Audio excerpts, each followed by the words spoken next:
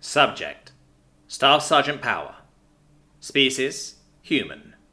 Description: Mammalian humanoid, no tail. 6'2", 1.87 meter average height. 185 pounds, 84 kilogram average weight. 170-year life expectancy. Ship: USS Liberty. Location: Planet Alpha. Clear at 280. Clear at 110. Alright, sit rep, I ordered. 11 yellow lights and 1 green light lit up. Corpsman Young was the only green light, because the Corpsman wasn't using his ammo. Fair enough, that's not really his job. His job is to try to make sure we can use the rest of ours. Still, yellow wasn't so bad. Minor injuries and or over half of your ammo used, but not on your last box. I looked at the growing pile of metal at the base of our hill. The first groups that had been sent just rushed us, firing their lasers as they went. Not smart at all, and now their circuits were everywhere.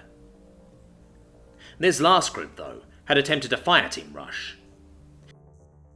It would have been a smart move if their weapons had the capacity to suppress us for any reasonable amount of time. It had only been 3 days, and they were already mimicking us pretty well. I found myself wondering what they were going to try next, when my helmet cut exterior sound, and a giant plume of smoke and shrapnel erupted, about 15 meters from the base of the hill. "Artillery!" POC John shouted over comms. "Everyone down," I ordered. "You don't have to inform me twice, Staff Sergeant," Sergeant Ind replied. I manually disabled the sonic safeties on my helmet to try to hear where the shells were coming from, as another crashed around 18 meters away. No good.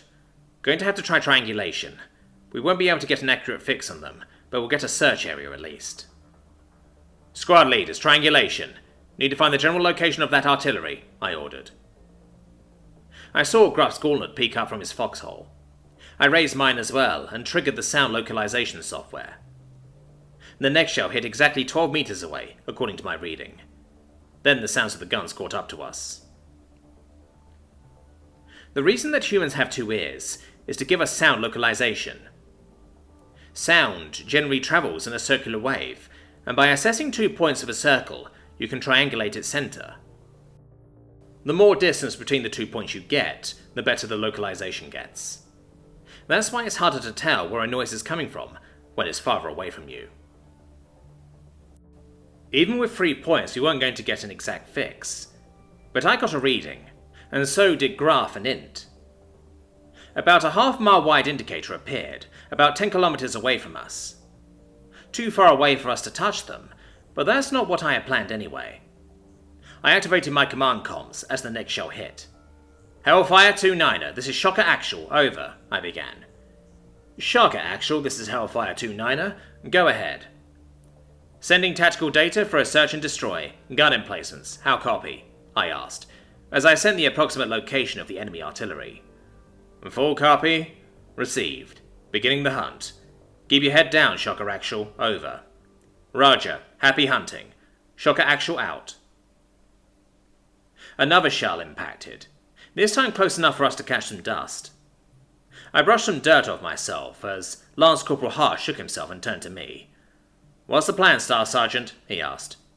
"I'll explain over comms," I replied, while keying the comms. "Marines, we've got a Guardian Angel on his way to turn those guns into scrap. Heads down until we're given the all clear." "What kind of order are they going to use, sir?" Private First Class Brent asked. "I'm not a fucking sir, Brent. They're just going to use their cannons, unless they've got non-nuclear missiles attached. They can't afford the EMP on this mission," I replied, making several assumptions. "Yes, they can. The black boxes are hardened against EMP. Your shields aren't, though," Omega chimed in. Of course the AI was listening in. How was taking it so long? How did it have enough time to chat? I shrugged off my annoyance as another shell hit, about 10 meters from the base of the hill. Then I shrugged off some dirt. "A nuke against a couple of guns would be overkill, Omega. The cannons will do the trick, and the Guardian Angel knows it." "No need for code, Staff Sergeant, but I understand. You're arguing to increase morale. I sometimes forget that nukes are still kind of scary to organics," Omega said, on my personal comm line, especially this close. Anyway, the OU can't tap our comms anymore. I took that capability on day 1. Well then, what have you been doing for the other 2 days we've been here? I asked. Killing VI. There's quadrillions of them. That shut me up.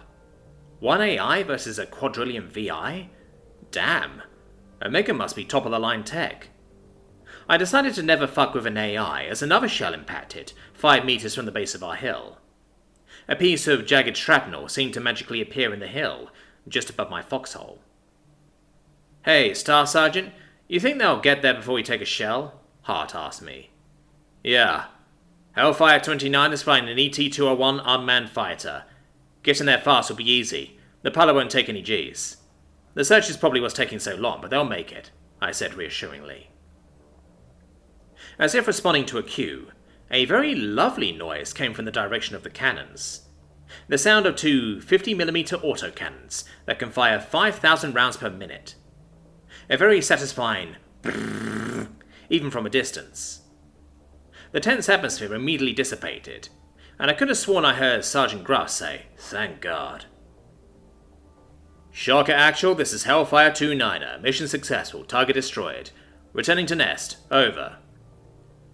Shocker Actual to Hellfire 29er. Just in time. Thank you. Out, I replied. Things settled down for a while, with the occasional patrol making an attempt on the hill. We took turns on watch, resting and cleaning our weapons on our downtime. Night crept up on us, and not a single one of us was looking forward to it. It wasn't just that the bots were harder to spot at night. They don't light up very much on thermals, and DI was useless thanks to the weather. The night on this particular rock brought storms with it. Bad ones. There isn't a single active duty Marine who hasn't seen their fair share of bad weather. Hellworld sees to that. These storms were particularly nasty, not because they had brutal winds and pouring rains, but because they also kicked up sediment, like a toddler on a beach. Both the rain and the sand were travelling horizontally in whichever direction the wind decided to take it. The winds were so bad that our shields would occasionally take damage from the sand. I shuddered to think what this weather would do to bare skin. The toll on our equipment was harsh as well. The first night had seen Brent's rifle jam. Sand in the barrel, clumped up and held in place by the rain that had followed it. We had to wait until the storm died down just before dawn, before he could clear it. God damn it. If I never see a single grain of sand again, it'll be too soon, Lance Corporal Hart bitched over close-range radio as he shook his rifle. Stow the belly aching and keep your eyes outbound. Rifle down unless you see the enemy. Keeps the water and sand from out it, I repeated myself, for the 3rd night in a row. I've been meaning to ask, Staff Sergeant, isn't it more tactical to keep our weapons outbound? I mockingly tilted my head as I replied. How would it be tactical to have your weapon outbound if it jams when you try to fire it? I didn't know you looked up to Private Brent so much that you want to copy him. But Staff Sergeant is the picture-perfect Marine. Who wouldn't want to copy him? The Lance Corporal asked, with the most sarcasm I've ever heard in my life. Ha ha, very funny. I'm going to hit the hay. Kick my boot when it's my watch. Or if we see any action, I said, as I leaned back and closed my eyes. Aye aye, Staff Sergeant. I closed my eyes and embraced sleep. Not too deeply, though. Didn't want to miss out on the action if there was any. My dream was being back home with my wife and kids, with a strange addition. Gunfire, explosions, and the sound of lasers striking drowned them out whenever they tried to say something to me. I just smiled and nodded, not wanting to make them scared or sad that Daddy couldn't hear them. I don't know what I'd do if I made them cry. We're at a park, kind of like the one that's down the street. A picnic overlooking the play area. The kids are eating as fast as they can so they can go play. I tell them not to choke while trying not to smile at their antics. More explosions are their response. I turn to my wife and she shrugs at me, her sundress slipping over her clavicle. Beautiful. I love you. Gunfire's her response, but I play it cool. I know she loves me too. The kids finish their food and jump up. I can't help but laugh as they run towards the play area. I wave at them as they go, and my wife gently grips my arm. I turn to her, I look deep into her beautiful blue eyes. "Wake up, Staff Sergeant," she says with harsh voice. "Wake up, Staff Sergeant. It's your turn to keep watch," he says. Yeah, I'm up," I reply. Damn! Why is it that the best dreams happen when you're in the shit, and the worst dreams happen when you're happy? I cracked my stiff neck as I stood and took over the watch. Hart sat down, and it wasn't long before he drifted off, taking my place in dreamland. "Report," I said over the radio. 6 yellow lights blinked back at me. Yunk fired his weapon. I glared at Hart. Told the little shit to wake me up if we saw action. I checked ammo counters. Most of us are good, but it would be wise to order a refill soon. Might as well. I activated the command comm, but someone was already squawking. "It's concrete actual. Fire mission. Concentration Echo Golf 5 Tree Niner. Enemy armor. 5 rounds. Danger close. Will adjust. How copy?" Lieutenant Banjul. He's got me beat for dumb call signs for sure. They're not that far away from us. Calling an artillery strike on enemy armor. Glad we haven't seen any tanks yet. Wait. We brought artillery? Hanura copies full. Oh shit, that's not artillery. I looked up at the sky and after a moment spotted 5 fireballs. Then I quickly switched back over to the squad radio. "Turtle up, we've got orbital support incoming," I ordered. I watched as helmets scanned the sky, paused for a moment, and disappeared in their foxholes. I took one last glance at the fireballs and ducked down.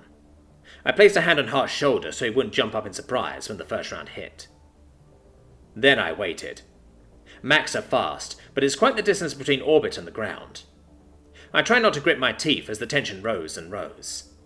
Then the ground suddenly felt an inch lower than it was before. Even my helmet's sound dampeners barely helped, as the shockwave rolled over our little hill. Then came the dust and debris. "What the fuck?" Hart shouted, as the second round impacted. I managed to hold him down and hoped that the rest of the Marines were able to do the same to their partners. It wasn't just dust in the air, there would be stones as well. I couldn't help but get a little pissed off, as the next few rounds impacted.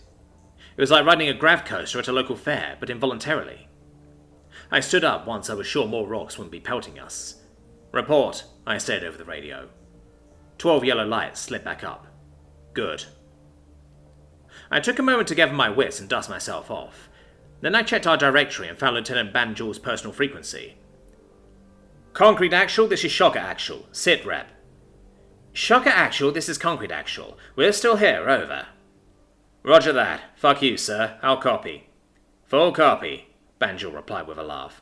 "Sorry about that, forgot you were nearby. Won't happen again. Over." "Roger. Out," I replied, as I cut the comm. Hart finished brushing himself off and looked up at me. "What the fuck was that, Staff Sergeant?" he asked. "A nearby squad called in orbital support, danger close. 5 Mac rounds, the piece of shit," I replied. Hart nodded. I went to stand as the ground began to shake again. It was different this time. Slower. Like when you zone out and snap back in to find yourself rocking side to side. Only, it was everything else that was rocking side to side. "Earthquake?" Hart asked. "Yeah, A thundering crash interrupted me, as the shaking got a whole lot worse. I grabbed the edge of the foxhole to keep from falling over. The dust that was still in the air was blocking my view of the surroundings. "All units to exfil ASAP," Omega said. "Omega, what the hell is going on?" I asked. "We're leaving. Grab the box and go. Double time it," it said, as an objective marker popped up on my visor. "Go, now." "Let's go, Marines," I shouted, as I jumped out of the foxhole, pulling Hart up after me. "Chang, Boyle, grab the fucking box. Double time it." We ran through the dust, and jumped over robotic bodies as we made our way towards the objective marker. The earthquake continued, knocking us to our knees every now and then. Visibility was poor, but the signature sound of laser fire soon rang out as we ran. Brief flashes of white light were soon followed by gunfire. We made it to the landing zone, and took a defensive position as we awaited our shuttle. I went prone to avoid being knocked on my ass.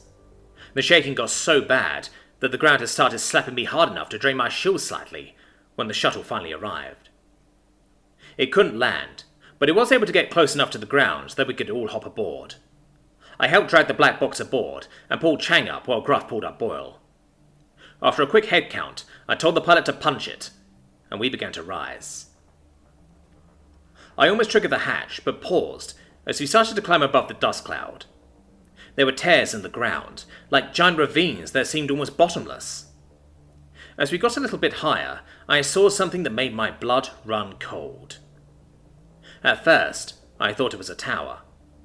It must have come up from the ground because it wasn't there when we landed. But the shape struck me as odd, and I realized that there was only one thing it could actually be. The largest Mac I had ever seen. And then, it fired.